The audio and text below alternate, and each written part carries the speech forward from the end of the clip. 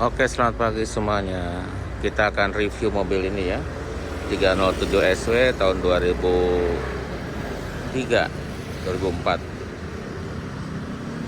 Nah, ini SW 307 SW. Nah, ini kita baru dapat ya. Cuman ada beberapa yang sudah kita perbaiki. Nah, kita review aja ya, seperti apa kondisinya. Nah, pertama kita dari depan dulu. Ini si bumper sudah kita ganti yang standar karena sebelumnya modifikasi, makanya warnanya beda. Tapi masih tetap oke lah ya, karena list bumpernya kita pindah, jadi masih ada serasi dengan cat body aslinya. Nah, untuk depannya ya seperti biasa seperti ini ya, dia tidak pakai fog lamp karena fog lampnya ada di lampu besar ya. Jadi fog lampnya ada di sini, itu di bawah situ, jadi gabung sama lampu biasa, tetap fog lampnya ada. Nah, kita ke sampingnya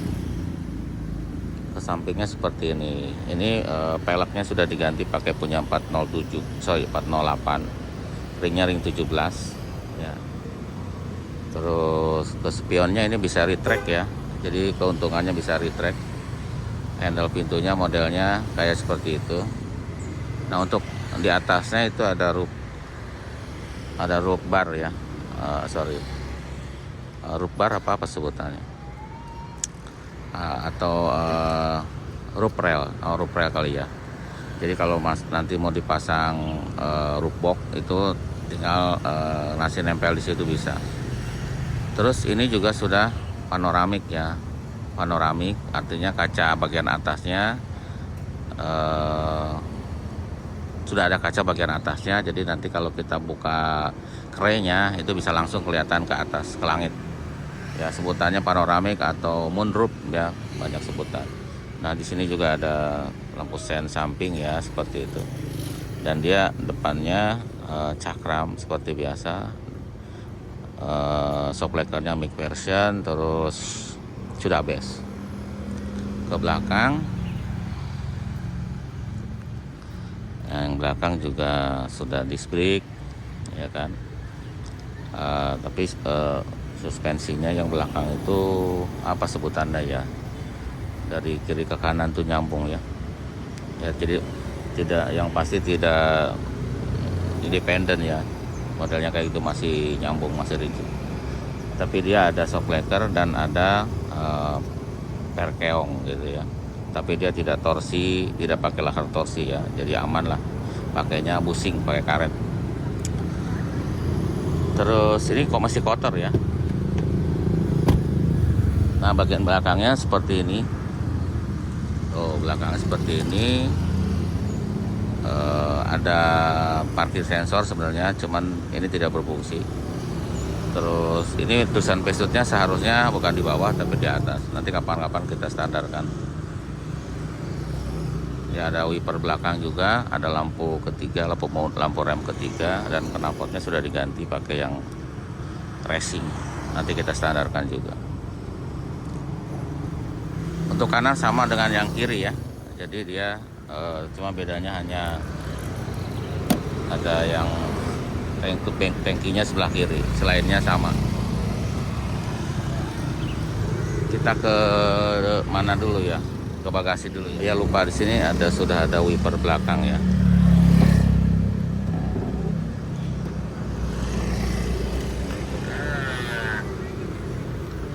Nah, di dalamnya kalau kita buka bagasinya seperti ini. Dan ini kita belum rapi-rapikan ya, belum kita bersih-bersihkan karena banyak sekali ya untuk PR-nya, bukan PR sih, ya PR ya, yang harus dibersihkan, dirapikan dan sebagainya. Nah, ini air pumpnya saya taruh di situ. Ini tutup klepnya belum kita pasang, nanti kita cari yang bagus. Ini tutup setirnya ya, udah kita lepas awalnya pakai. Terus bannya ada di bawah sini ya, untuk ban serepnya ada di bawah. Sebenarnya di sini ada kursi ya, kursi tambahan. Jadi ada 2 kursi di sini, mungkin buat ya untuk orang dewasa agak sempit, tapi untuk anak-anak bisa. Jadi ini kita lepas saja nanti, karena kita biar gampang bawa barang, karena kita nggak perlu banyak orang kan, cuma berempat aja. ESP itu untuk belakang, dan ini ada safety belt. Safety beltnya ya nggak kepasang ya, karena tidak ada joknya. Nah, bisa dicantolin nih, bisa cantolin juga. Di situ ada 12 volt buat ngecas, bisa ya. Jadi jok belakang bisa ngecas di situ. Walaupun tahun 2003 ya sudah disiapkan ya, 2003 sudah disiapkan untuk ngecas. Seperti itu ya untuk bagian bagasinya. Nah, kita langsung ke bagian interiornya. Oh. Nah, ini masih kotor ya, karena kita belum banyak kita bersihin. Kalau ini kita udah bersihin tadi malam. Di sini sama seperti yang sporty juga sama, tidak ada bedanya. Jadi dia ada buat retract, buat buat power window ya. Power window-nya semuanya sudah one touch ya, semuanya sudah one touch. Ini buat matiin power window belakang, yang ini buat retract, yang ke sananya buat ngarahin penyetelan dari mirror situ ya, bisa disetel di situ. Terus ke sini ada correction lamp, jadi kalau kurang tinggi bisa setel di sini, atau kurang rendah ya, ini correction lamp. Terus setirnya sudah apa sebutannya, steel steering, sudah pokoknya bisa ditarik, bisa dinaikin lah gitu ya, sudah kekinian. Nah, di sini ada handle-nya atau saklarnya si wiper, sudah auto wiper juga, bisa nyala sendiri ya, sesuai dengan debitnya air hujan. Di sini ada buat kontrol audio. Di sini ada kontrol lampu, bisa juga auto lamp. Ini auto lamp ya, ya auto lamp juga. Jadi sensornya ada di situ ya. Jadi kalau kita taruh auto, nanti kalau gelap nanti nyala sendiri. Dan pengaktifinnya dengan dipencet tombol ini aja ya, ditahan itu, dikontak, ditahan, nanti dia aktif, lebih ribet. Nah, untuk sini tengahnya ini AC-nya sudah pencet-pencetan, sudah digital, sudah climate control. Tipnya sudah diganti pakai yang Android ya, tapi modelnya balinya paket sama gini ya, jadi terpasang dengan rapi sempurna. Di sini ada asbak, di sini ada buat pengunci, di sini buat lampu hazard, di atasnya ada display MID ya, multifunction display. Terus di sini ada handle matic ya, ini matic sudah tiptronic. Di sini ada tombol winter, di sini ada tombol spot, dan dia sudah tiptronic. Jadi kita kalau saya ke sana, ini sudah tiptronic ya, pakai yang manual. Nah, di sini lagi sudah ada power juga buat ngecas ya, karena mobil yang tahun segini udah tidak dikasih lighter lagi ya sama dia, karena memang mungkin aturan seperti itu. Ini untuk ngecas aja. Terus di sini ada rem tangan, di sini ada buat naro minuman, cup holder ya. Terus sini ada switchnya si moonroof atau panoramik, bisa di situ. Di belakangnya itu switch buat nonaktifkan dari airbag yang samping. Ke atas ini spion sudah auto dimming, jadi kalau kena cahaya dari belakang dia akan meredup. Terus di sini ada sensor buat apa aja di sini ya. Kayaknya buat lampu juga ya, buat rain sensor juga di sini. Buat lampu di mana? Di sini juga kalau nggak salah. Ada yang di situ soalnya. Terus di sini ada lampu juga. Di sini ada buat lampu baca ya, cuman lagi harus dikontak. Di sini ada buat ngaca juga. Di sini di sunroofnya ya, sama dua-duanya, dan bisa menyala kalau dikontak. Nah, di atasnya ini adalah panoramiknya, dan ini ada spraynya gitu, dan bisa diaktifkan. Di situ ada lampu, samping kiri kanan ada lampu ya kecil itu buat lampu baca. Nah, di sini ada belum pasang. Ada box penyimpanan atau glow box tapi kecil ya. Ada laci tapi kecil. Di situ ada AC-nya. Bisa buat naruh beberapa 4 kaleng minuman. Di situ sampingnya box kering. Ini tutupnya belum dipasang karena kemarin habis ngecek, nanti kita pasang. Di pintu samping sama aja ya, cuman ada satu buat switch power window dan sudah one touch. Dan di bawahnya ada speaker sama kiri kanan. Ke baris kedua atau pintu belakang ya. Masih proses-proses pembersihan ya. Nah, di sini ya tidak ada apa-apa ya, cuma ada switch power window, di situ ada handle bukan pintu, handle pintu, di situ ada box juga, ada speaker di bawahnya. Terus di belakang jok ini ada meja ya, meja buat ya nggak tahu, buat naruh, buat makan mungkin kalau lagi berhenti, buat naruh minum. Kalau lagi jalan sih nggak mungkin, selosor. Di situ juga ada pocket ya, buat naruh dokumen atau kertas atau apa. Terus di bawah jok juga ada laci ya, di bawah jok itu ada laci. Tadi kita nggak praktekin, di bawah laci bisa ditarik ke depan. Jadi buat naruh apapun lah bisa ya, karena lumayan besar lacinya. Nah, di sini ada jok tiga seat, tiga kursi ya, 3 kursi. Ini juga bisa ketengahkan ya. Ini cukup nyaman ya. Ini bisa ketengahkan. Tuh. Nah, di sini sudah ada buat naruh minuman juga, buat naruh apa di situ ya, buat pintu buat minuman juga. Jadi kalau kita makan bisa naruh di situlah ya, kiri dan kanan.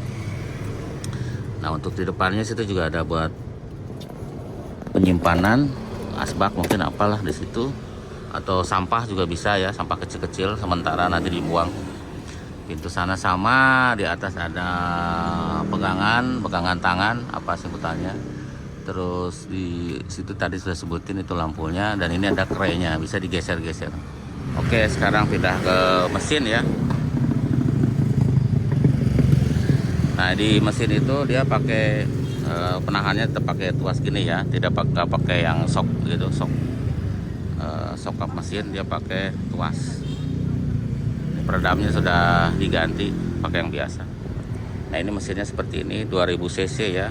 Tipe mesinnya EW 10 nih. Terus transmisinya AL4. Jadi matic 4 percepatan. Nah, untuk power steering harusnya elektrik ya. Ini udah diganti pakai elektrik yang manual biasa ya, dan bisa ini sebenarnya sini lebih kuat ya dibanding yang elektrik, karena kalau kita elektrik harus beli baru, kalau di servis biasanya nggak kuat, nanti rusak lagi. Nah, seperti mobil sekarang dia sudah throttle by wire ya, jadi dia kita nginjek gas itu sebenarnya nginjek sensor. Nanti motor ini yang menggerakkan gasnya, dan tipe seperti ini kan lebih enak. Jadi kalau kita gentak itu di gasnya tetap semut ya, atau kita deselerasi juga semut, tidak endut-endutan, karena dia modelnya motor, dia bisa sesuaikan ya. Jadi buka nutupnya dia lebih semut. Terus apalagi ya, untuk ya seperti biasa mobil biasa ya. Di sana ada kompresor, ada alternator, power steering, ada tabung penyimpanan air. Di sini harusnya ada tutupnya gitu. Model timing belt di situ, filter udara di sini, terus aki di situ, box kering di situ. Ya, kondisinya ya biasa aja ya, tidak istimewa karena kilometernya sudah tinggi ya, sekitar 220 km. Jadi cukup capek. Cuma kalau ngelihat dari mesinnya sih masih oke aja lah. Dan tipe ini termasuk mesin yang tahan ya, masih yang kuat tipe ini tuh. Kuat panas dia, karena si silinder headnya itu packingnya pakai kaleng ya, jadi pakai kaleng. Jadi kalau suhu 100 derajat itu dia aman. Maksudnya kalau pakai 100 derajat emergensi dia masih bisa dipakai ya, tapi ya sebaiknya jangan. Tapi kalau emergensi itu dia sampai 100 derajat itu biasanya nggak apa-apa ya, tapi tidak menyarankan. Tapi kalau tipe yang model Asbos di suhu 100 derajat beberapa saat dia akan rusak packingnya, nanti harus ganti packing. Kalau yang tipe ini karena kaleng dia agak lebih tahan, itu keistimewaannya ya, karena tipe ini jarang banget yang top overhaul ya dibanding tipe yang sebelumnya seperti di 306, di 405 atau di 406 atau di 206, karena dia modelnya asbes. Kalau ini agak jarang. Memang si tipe ini suka nyeleneh ya, suhunya suka naik-naik gitu, apalagi kalau nanjak bisa 100. Nah, makanya yang saya tadi cerita si extra pan-nya kan ada low ada high, jadi yang low-nya kita hilangkan aja, jadi adanya high karena suaranya juga nggak terlalu kenceng, jadi kita bikin low-nya kita hilangkan, adanya yang high. Tapi nanti cara kerjanya tetap sama ya, kalau dia tidak pakai AC dia tidak akan menyala sampai suhu tertentu ya, 90 derajat biasanya baru dia nyala fan-nya, tapi langsung high speed. Terus kalau kita pakai AC tetap dia akan langsung nyala ya, seperti itu ya. Dan ini sudah tidak ada termostat, jadi termostat perlu atau nggak perlu ya tergantung ya, mau dipasang silahkan, mau tidak dipasang juga tidak apa-apa. Ada plus minus lah ya, ada plus minus. Kebetulan yang ini saya cek tidak ada termostat, tapi saya biarkan saja biar adem aja suhunya. Nah ini untuk airnya di sini ya, untuk penampungan air. Kalau radiatornya tetap di situ. Ini kita belum banyak perbaikan di mesin ya, nanti kita akan lakukan. Itu airnya suka kurang nih, ada bocor berarti. Kemarin sudah saya tambah tapi sekarang kurang lagi. Beberapa hal yang lalu ya, 2 hari yang lalu kita tambah. Nanti kita cek kebocorannya, nanti cek juga si wajib nih timing belt kita cek. Oli mesin juga harusnya ganti, saya belum ganti. Oli matic kita udah cek masih bening, saya balikin lagi ya, tapi oli mesinnya harusnya ganti.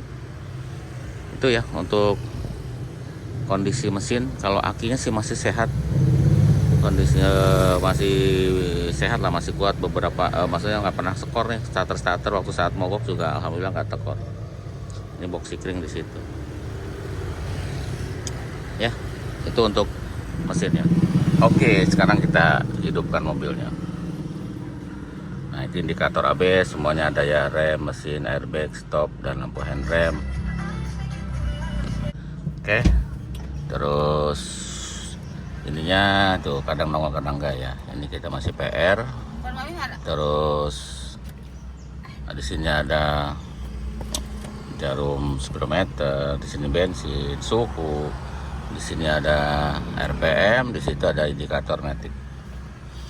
Ya kelihatan seperti itu. Di sana ngeleng juga nggak kelihatan, tapi minimal di sini ada informasi seperti jam dan sebagainya untuk menggantian sana ya. Kemarin malah sebelum kita lepasin kabel-kabel yang berhubungan ke mobilnya, bisa handle sini bisa nongol ya, dan kita kalau pencet di sini ada trip meter, konsumsi dan sebagainya. Tapi sekarang sudah tak lepas saja karena mengganggu ke sistem. Takutnya nanti rusak lagi si BSI-nya, karena kemarin kan sempat rusak BSI dan mobilnya mogok. Jadi kita ribet ngurusinnya, harus ngerapin kabel, harus betulin servis BSI juga tidak murah, dan harus sinkron ECU lagi karena model ini tidak bisa di blank. Gitu ya. Nanti kita hidupkan mobilnya.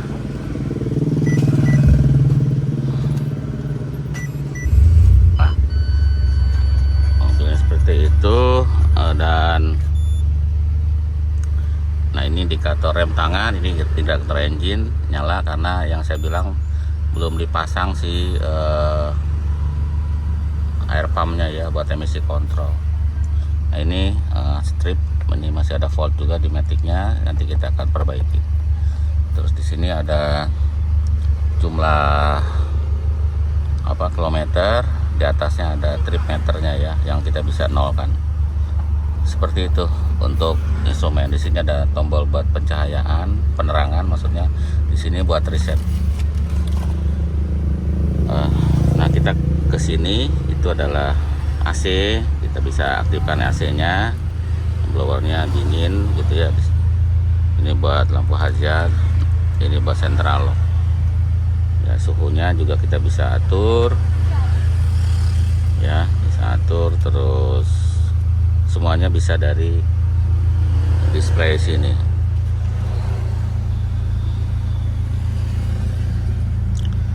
Nah ini juga Android ya, tak pasangan, tipnya Android, dan ada navigasi, radio, Bluetooth, musik, ada car setting, ada aplikasi. Jadi di sini ada navigasi, dan ini offline ya, tidak pakai apa data ya, tidak pakai internet. Jadi ini offline, modelnya satelit ya. Di sana ada sensor GPS-nya, ada antenanya. Dan ini cukup lumayan ya untuk untuk jalan-jalan itu membantu, selain dari audionya dan sebagainya. Ini banyak karena ini modelnya Android. Terus ya udah, ini maticnya sama aja. Jadi kalau kita pindah-pindahkan ya, kalau jalan ya seperti biasa, ke sini ke tiptroniknya ya, kita bisa atur kapan kita mau pindah. Ini balik lagi ke T, sana ke N, ke R, dan ini ke P. Di sini ada tombol winters di sini yang buat salju ya, buat jalan licin. Di sini ada spot, tapi ini hilang tombolnya. Tapi mungkin harus ganti ginian ya, karena fungsinya masih berfungsi, cuman ininya hilang tombolnya. Nah, di sini ada panoramik ya, switchnya di sini. Jadi kita mau buka atau tutup dari sini, kita coba ya. Nah, ini kita tutup. Tuh, kita tutup. Dan ini kita buka. Nah, dia juga sudah one touch ya, sekali sentuh. Sampai belakang sih, tapi kita nggak bisa sampai belakang. Tuh. Ya. Kita balikin lagi. Nah, cukup segitu aja. Nah, ini tadi saya bilang ini nyala. Tuh, nyala dia. Di sana juga nyala, di sini juga nyala. Terus di samping situ juga kalau kita pencet nyala. Ya, banyak lampu-lampunya. Coba pencet. Tuh. Nah, di sininya depannya ada tulisan airbag. Jadi dia di sini ada curtain airbag ya, panjang dari ujung ke ujung. Di jok juga ada. Jadi jumlahnya airbag ini ada 6. Ada di sini, ada di sana, ada di jok, ada di atas curtain airbag. Dan safety beltnya sudah aktif ya. Jadi kalau ada insiden dia akan narik sendiri. Jadi sudah, untuk sistem safety-nya sudah canggih ya. Sudah ada airbag, sudah ada ABS. Jadi sudah lengkap lah seperti mobil-mobil yang sekarang. Yaitu untuk fiturnya ya. Yang tadi ada auto wiper sama auto lamp. Dan sudah retract yang pasti ya. Sudah auto apa sebutannya, power window bisa naik sendiri kalau kita kunci. Jadi kalau kita kunci pakai remote, otomatis pintu yang terbuka, jendela yang terbuka, power window-nya dia akan naik. Itu untuk bagian dalamnya dan dalam keadaan mesin hidup. Nanti kita coba jalannya, kita test drive. Oke, kita coba ya. Untuk secara handling ya, 307 khasnya seperti ini ya, enak. Kita udah pakai sporty juga enak ya, sporty. Cuma ya memang keras gitu ya, untuk suspensinya keras dibanding sedan, dibanding 406 ya, ini lebih keras. Dibanding 306 pendahulunya, ini lebih keras, lebih kaku ya. Cuman ya itu kelebihannya, kalau di tol juga enak. Terus kalau di jalan rusak walaupun keras, dia jadi nggak mantul-mantul ya, jadi lebih nggak takut mentok gitu. Gitu. Kadang-kadang kalau terlalu empuk juga takutnya mentok gitu ya, seperti itu ya. Jadi ada suspensi sih ya, enak-enak aja gitu ya. Untuk handling, untuk nyetir itu memang enak sih kalau 307. Power steering ini agak sedikit berat daripada yang 307 Sporty, karena mungkin ini kan udah diganti power steering yang tidak elektrik, dan bannya profilnya lebar, jadi pasti agak lebih ya, udah lebar tipis lagi, jadi agak pastinya lebih berat. Mungkin kalau dipakai standar serasa enak, maksudnya lebih ringan gitu ya. Untuk rem ya 307 enak lah, sudah ABS, sudah disc brake di semua rodanya, sudah aman untuk remnya. Apalagi ya, pokoknya enak lah dipakainya. Kalau dipakai jauh juga enak, nggak capek ya, karena dia lebih besar ya, tuh space-nya tuh besar. Untuk sporty, untuk SW ya sama semua ya. Untuk dari daerah kabinnya, bedanya mungkin hanya di area belakangnya aja ya, lebih panjang sedikit. Seperti itu Pak ya, enak lah gitu untuk keluar kota, enak. Nah ini suara knalpotnya kencang, nanti kita akan cari mapper ya.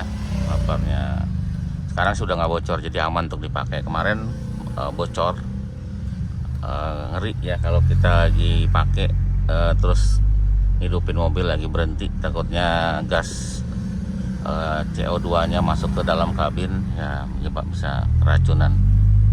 Kalau sekarang sudah tidak bocor, tetapi suaranya masih kencang karena mufflernya pengennya yang orsinil gitu. Nanti kita cari-cari lah di tempat kampakan, siapa tahu dapat yang bagus. Kemarin kita nyari-nyari itu beberapa biji tapi nggak dapat ya, nanti kita ke lapak lain lah, kita coba. Itu ya untuk rasa berkendaranya, enak rasa berkendaranya ya, walaupun keras. Pertama karena memang karakter suspensi, kedua karena bannya profilnya tipis. Oke, dari segala keunggulannya juga ada kelemahannya ya mobil 307 ini. Pertama emang karena mesinnya juga besar, jadi pastinya lebih boros. Terus indikator engine di 307 itu sering nyala ya, suka nyala.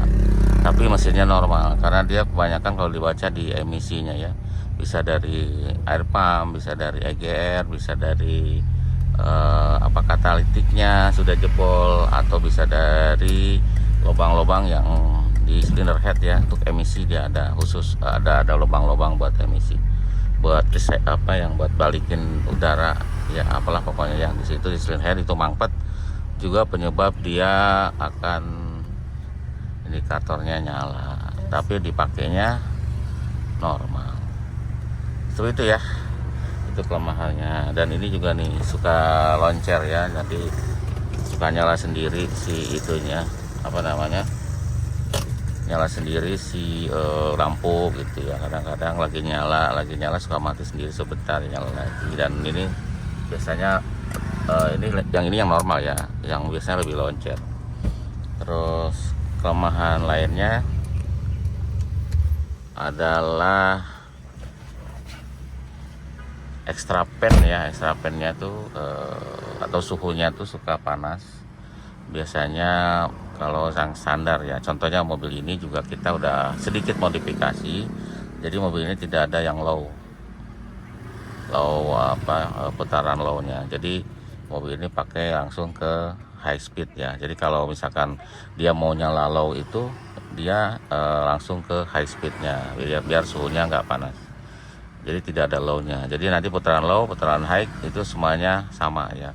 Relay yang low dia akan muter high karena si resistannya kita hilangkan lah gitu ya. Yang high-nya apalagi ya tetap high gitu. Tapi karena ini suara pennya juga nggak terlalu kencang walaupun kita bikin seperti itu ya. Nah keuntungannya kalau kita tidak pakai switch tambahan, tidak ada volt kalau kita baca ya. Misalkan biasanya kalau kita bikin switch tambahan untuk jumper high speed, dia ada kalau dibaca scanner itu nongol tulisan pen high speed misalkan, itu ada tulisan lah pokoknya kalau dibaca pakai scanner. Nah kalau model di jumper di resistannya itu nanti tidak ada volt itu ya, voltnya yang lain aja ya. Nah ini kenapa nyala, karena si air pumpnya kita belum pasang, saya taruh bagasi karena selangnya belum dapat. Nah kalau air pumpnya nggak dipasang dia akan nyala, tapi tidak mengaruhi ke tenaga ya, ke tenaga nggak ada. Seperti itu. Oke, jadi itu aja ya videonya. Terima kasih sudah nonton. Ikuti terus videonya Kamil Motor ya, dalam bikin video ini apa aja yang diperbaiki gitu ya. Jadi project baru untuk Kamil Motor. Terima kasih, sampai jumpa lagi di video-video berikutnya.